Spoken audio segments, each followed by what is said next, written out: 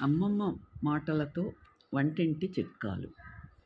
అప్పడాల్ని polythene సంచుల్లో చుట్టి బియ్యంలోనో పప్పుల్లోనో ఉంచండి. అవి ఫ్రెష్గా ఉంటాయి. కుక్కర్లో ఇడ్లీలు ఉడికించేటప్పుడు కానీ, కోడిగుడ్లు ఉడకపెడుతున్నప్పుడు కానీ కుక్కర్ అడుగు భాగాన కొంచెం చింతపండు లేదా నిమ్మ తొక్క వేయండి. ఇలా చేయడం వల్ల కుక్కర్ అడుగు భాగం నల్లబడదు.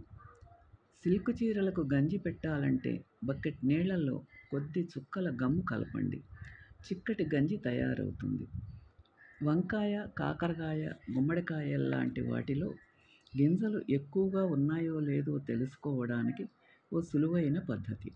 కాండం చివర బెజ్జం చిన్నగా ఉంటే విత్తనాలు తక్కువ, రంధ్రం పెద్దగా ఉంటే విత్తనాలు ఎక్కువ ఉన్నట్లు లెక్క. మజ్జిగలో అరగంట నాననిచ్చిన పచ్చి అరటి ముక్కలను వేయించి చిప్స్ తయారు చేస్తే కరకరలాడుతూ రుచిగా ఉంటాయి. నిమ్మ, బత్తాయి లాంటి పండ్ల నుండి ఎక్కువ రసం రావాలంటే రసం తీయటానికి ముందర వాటిని కొంచెం సేపు ఓవెన్లో వేడి చేస్తే సరి.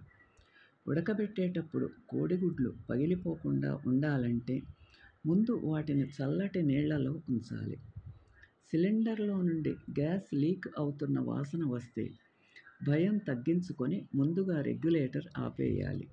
ఆ తర్వాత కిటికీలు, ఇతర తలుపులు తెరవాలి. ఎటువంటి పరిస్థితిలోనూ అగ్గిపుల్ల వెలిగించకూడదు.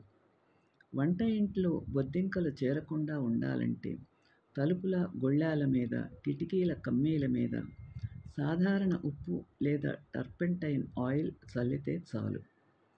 నిమ్మకాయల రసం తీసిన తర్వాత చేదు ఎక్కకుండా ఉండాలంటే ఆ నిమ్మరసంలో కొంచెం ఉప్పు వేస్తే సరి. ఈ వీడియో మీకు నచ్చితే లైక్ చేసి, షేర్ చేసి, సబ్స్క్రైబ్ చేయండి.